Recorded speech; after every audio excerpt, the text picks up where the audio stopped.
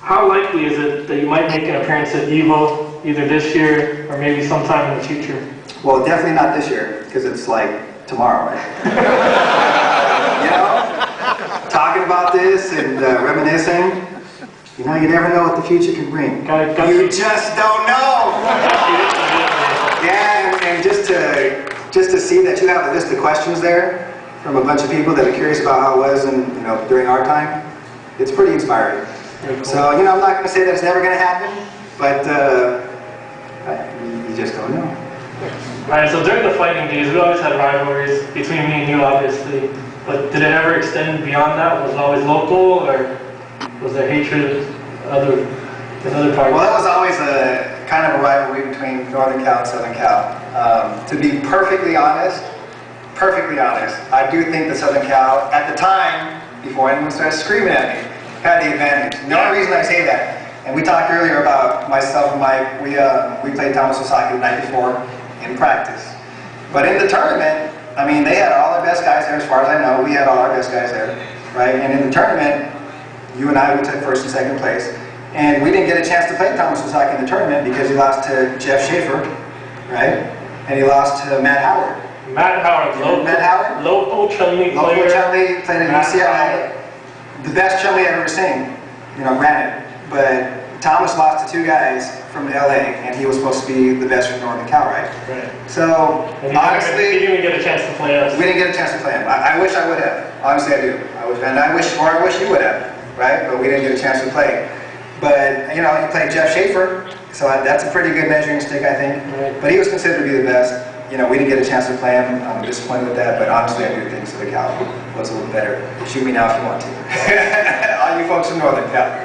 But going back to the point, like you say, when you're a kid, how often and how hard would you say you would practice? Every day, all day, man. Every day, all day. That's what it took. In other words, you have to practice.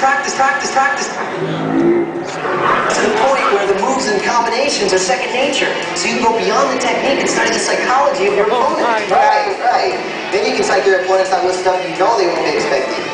You know, the same thing I'm always doing to you. I'm starting to hate this guy. You know, I went from being a straight A student to a straight C and D student.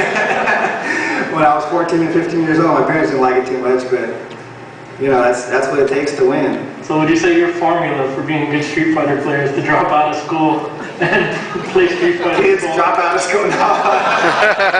No, the winning formula is you got to be real devoted. You know, I mean, you look at Tiger Woods. Does he play golf on the side? You look at Michael Jordan. Does he play basketball on the side? No, you got to be all in. So that's the winning formula. But stay in school. That's some good advice, Tomo. So over all your career victories, I'm sure there was a few losses. Would you like to tell us one of your most memorable losses? Oh, they were all memorable. Every single loss is memorable. Is there any one person in particular that you hated losing to or you felt you shouldn't have lost to? Anybody I lost to, I always felt like I shouldn't have lost, and it always pissed me off.